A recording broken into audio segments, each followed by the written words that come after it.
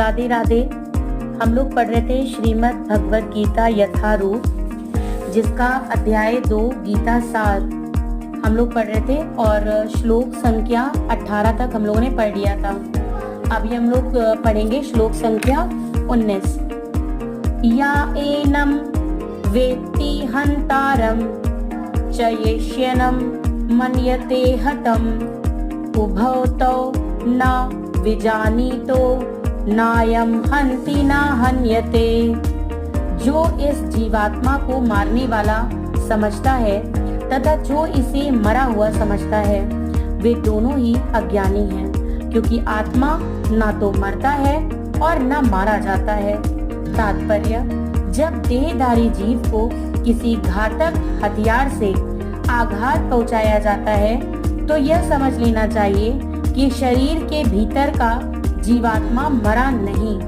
आत्मा इतना सूक्ष्म है कि इसे किसी तरह के भौतिक हथियार से मार पाना असंभव है। जैसा कि अगले श्लोकों से स्पष्ट हो जाएगा, ना ही जीवात्मा अपने आध्यात्मिक स्वरूप के कारण वध्य है।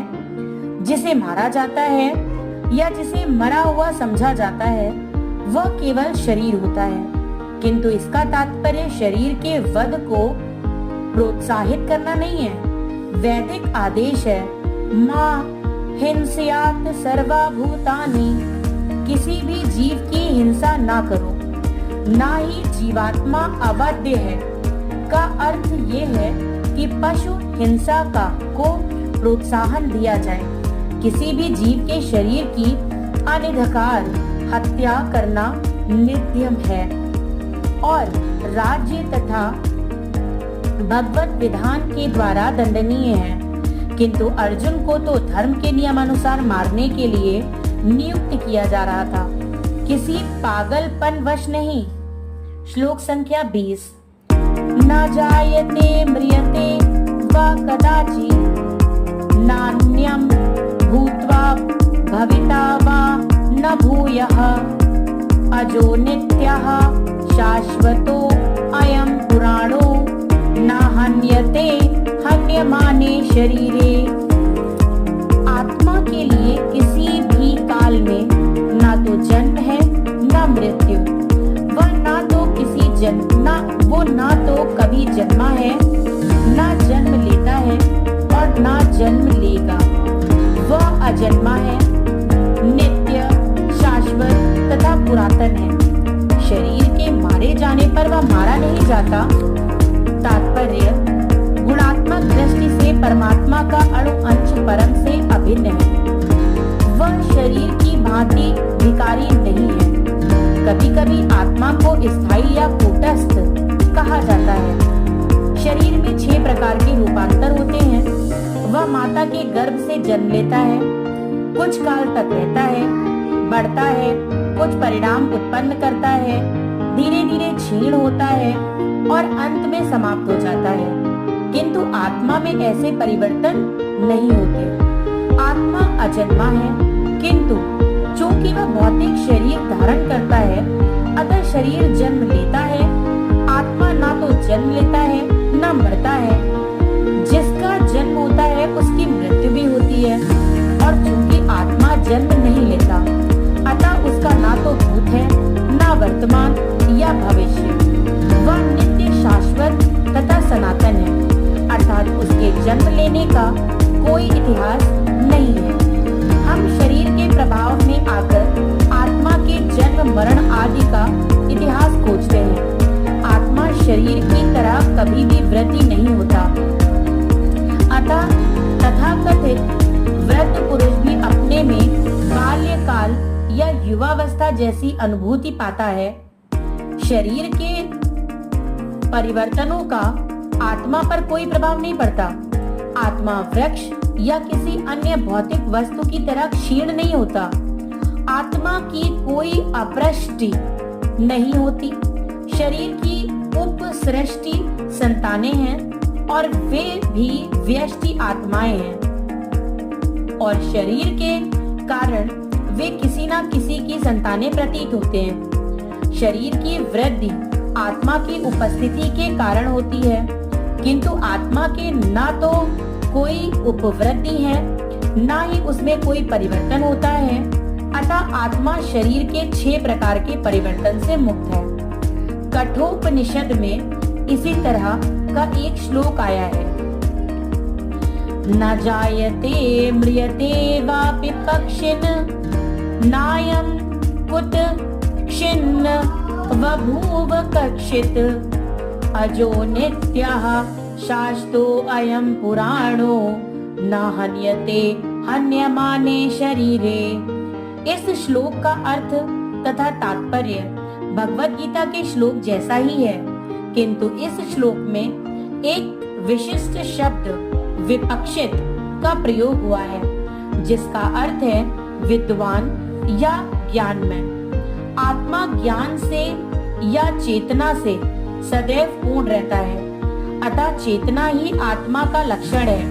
यदि कोई हृदयस्थ आत्मा को नहीं खोज पाता, तब भी वह आत्मा की उपस्थिति को चेतना की उपस्थिति से जान सकता है। कभी कभी हम बादलों या अन्य कारणों से आकाश में सूर्य को नहीं देख पाते, किंतु सूर्य का प्रकाश सदैव विद्यमान रहता है।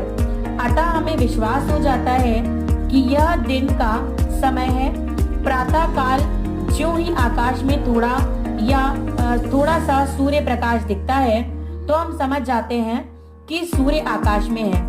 इसी प्रकार चूंकि शरीरों में चाहे पशु के हो या पुरुषों के, कुछ ना कुछ चेतना रहती है। अतः हम आत्मा की उपस्थिति को जान लेते हैं, किंतु जीव की यह चेतना परमेश्वर की चेतना से भिन्न है, क्योंकि परम चेतना तो सर्वज्ञ है, भूत वर्तमान तथा भविष्य के ज्ञान से पूर्ण। व्यष्टि जीव की चेतना विस्मरणीयशील है। जब वह अपने वास्तविक स्वरूप को भूल जाता है, तो उसे कृष्ण के उपदेशों से शिक्षा तथा प्रकाश और बोध प्राप्त होता है, किंतु कृष्ण विस्मरणशील जीव नहीं है। यदि वे ऐसे होते, तो वे उनके द्वारा दिए गए भगवत गीता के उपदेश व्यर्थ होते। आत्मा के 2 प्रकार हैं, एक तो अणु आत्मा और दूसरा विभु आत्मा। कठोपनिषद में इसकी पुष्टि इस प्रकार हुई है। अणोर्णियान महतो महीयान आत्मास्य जंतोर निहितो गुहायाम तम क्रतुः पश्यति वीतशोको धातुः प्रसादान महिमात्मनः। परमात्मा तथा अणु आत्मा दोनों शरीर रूपी उसी वृक्ष में जीव के हृदय में विद्यमान है, और इनमें से जो समस्त इच्छाओं तथा शोकों को मुक्त हो चुका है, वही भगवत कृपा से आत्मा की महिमा को समझ सकता है। कृष्ण परमात्मा के भी उद्गम है, जैसा कि अगले अध्यायों में बताया जाएगा, और अर्जुन अणु आत्मा के समान है, जो अपने वास्तविक स्वरूप को भूल गया है। अतः उसे कृष्ण द्वारा या उनके प्रामाणिक प्रतिनिधि गुरु द्वारा प्रबुद्ध किए जाने की आवश्यकता है। वेदा विनाशिनम नित्यम मज्वेयम कथम स पुरुषः पार्थकम घातयति हंतिकम। श्लोक संख्या 21। हे पार्थ, जो व्यक्ति ये जानता है कि आत्मा अविनाशी, अजन्मा, शाश्वत तथा अव्यय है, वो भला किसी को कैसे मार सकता है या मरवा सकता है। तात्पर्य: प्रत्येक वस्तु को समुचित उपयोगिता होती है, और जो ज्ञानी होता है वह जानता है कि किसी वस्तु का कहाँ और कैसे प्रयोग किया जाए। इसी प्रकार हिंसा की भी अपनी उपयोगिता है, और इसका उपयोग इसे जानने वाले पर निर्भर करता है। यद्यपि हत्या करने वाले व्यक्ति को न्याय संहिता के अनुसार प्राण दंड दिया जाता है, किंतु न्यायाधीश को दोषी नहीं ठहराया जा सकता है, क्योंकि वह न्याय संहिता के अनुसार ही दूसरे व्यक्ति पर हिंसा किए जाने का आदेश देता है। मनुष्यों के विधि ग्रंथ मनु संहिता में इसका समर्थन किया गया है कि हत्यारे को प्राण दंड देना चाहिए, जिससे उसे अगले जीवन में अपना पाप कर्म भोगना ना पड़े। अतः राजा द्वारा हत्यारे को फांसी का दंड एक प्रकार से लाभप्रद है। इसी प्रकार जब कृष्ण युद्ध करने का आदेश देते हैं तो ये समझना चाहिए कि यह हिंसा परम न्याय के लिए है और इस तरह अर्जुन को इस आदेश का पालन यह समझकर करना चाहिए कि कृष्ण के लिए किया गया युद्ध हिंसा नहीं है, क्योंकि मनुष्य या दूसरे शब्दों में आत्मा को मारा नहीं जा सकता। अतः न्याय के हेतु तथा कथित हिंसा की अनुमति है। शल्य क्रिया का प्रयोजन रोगी को मारना नहीं, अपितु उसको स्वस्थ बनाना है। अतः कृष्ण के आदेश पर अर्जुन द्वारा किया जाने वाला युद्ध पूरे ज्ञान के साथ हो रहा है, उससे पाप फल की संभावना नहीं है। श्लोक संख्या 22। वासानिसि जीर्णानि यथा विहाय नवानि गृह्णाति नरो अपराणि तथा शरीराणि विहाय जीर्णा न्यायानि संयाति नवानि देहि। जिस प्रकार मनुष्य पुराने वस्त्रों को त्याग कर नए वस्त्र धारण करता है, उसी प्रकार आत्मा पुराने तथा व्यर्थ के शरीरों को त्याग कर नवीन भौतिक शरीर धारण करता है। तात्पर्य: अणु आत्मा द्वारा शरीर का परिवर्तन एक स्वीकृत तथ्य है। आधुनिक विज्ञानीय जन तक जो आत्मा के अस्तित्व पर विश्वास नहीं करते, पर साथ ही हृदय से शक्ति साधन की व्याख्या भी नहीं कर पाते, उन परिवर्तनों को स्वीकार करने को बाध्य हैं, जो बाल्यकाल से कौमारावस्था और फिर तरुणावस्था तथा वृद्धावस्था में होते रहते हैं। वृद्धावस्था से यही परिवर्तन दूसरे शरीर में स्थानांतरित हो जाता है। इसकी व्याख्या एक पिछले श्लोक में की जा चुकी है। अणु आत्मा का दूसरे शरीर में स्थानांतरण परमात्मा की कृपा से संभव हो पाता है। परमात्मा अणु आत्मा की इच्छाओं की पूर्ति उसी तरह करते हैं जिस प्रकार एक मित्र दूसरे की इच्छा पूर्ति करता है। मुंडक तथा श्वेताश्वतर उपनिषदों में आत्मा तथा परमात्मा की उपमा दो मित्र पक्षियों से दी गई है जो एक ही वृक्ष पर बैठे हैं। इनमें से एक पक्षी अणु आत्मा वृक्ष के फल को खा रहा है और दूसरा पक्षी यानी कि कृष्ण अपने मित्र को देख रहा है। तद्यपि दोनों पक्षी समान गुण वाले हैं, किंतु इनमें से एक भौतिक वृक्ष के फलों पर मोहित है, किंतु दूसरा अपने मित्र के कार्यकलापों को साक्षी मात्र है। कृष्ण साक्षी पक्षी हैं और अर्जुन फल भोक्ता पक्षी। यद्यपि दोनों मित्र या सखा हैं, किंतु फिर भी एक स्वामी है और दूसरा सेवक है। अणु आत्मा द्वारा इस संबंध की विस्मृति ही उसके एक वृक्ष से दूसरे पर जाने या एक शरीर से दूसरे में जाने का कारण है।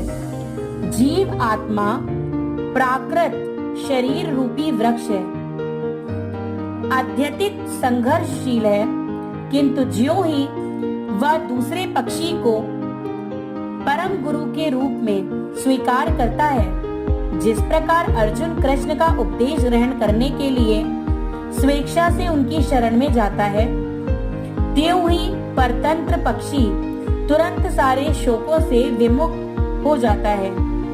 मुंडक उपनिषद तथा श्वेताश्वतर उपनिषद समान रूप से इसकी पुष्टि करते हैं।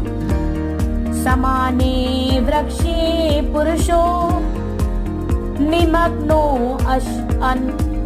अनिशया शोचति मुह्यमानः जुष्टं यदा पश्यत्यन्यमीषिमस्य महिमानमिति वीतशोकः। यद्यपि दोनों पक्षी एक ही वृक्ष पर बैठे हैं, किंतु फल खाने वाला पक्षी वृक्ष के फल के भोक्ता रूप में चिंता तथा विषाद में निमग्न है।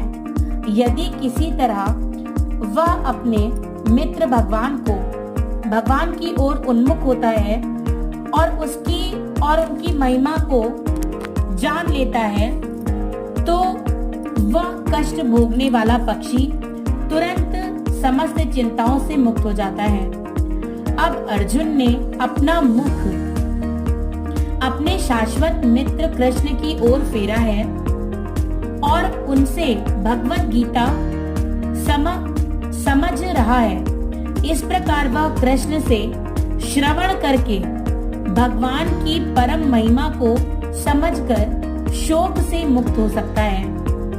यहाँ भगवान ने अर्जुन को उपदेश दिया है कि वह अपने पितामह तथा गुरु के देहांतरण पर शोक प्रकट न करे, अपितु उसे इस धर्म युद्ध में उनके शरीरों का वध करने से प्रसन्न होना चाहिए, जिससे वे सब विभिन्न शारीरिक कर्म फलों से तुरंत मुक्त हो जाएं।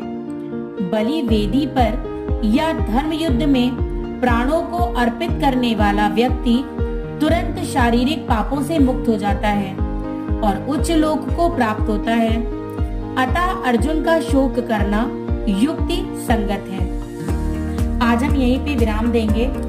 श्लोक संख्या 23 हम कल पढ़ेंगे। राधे राधे।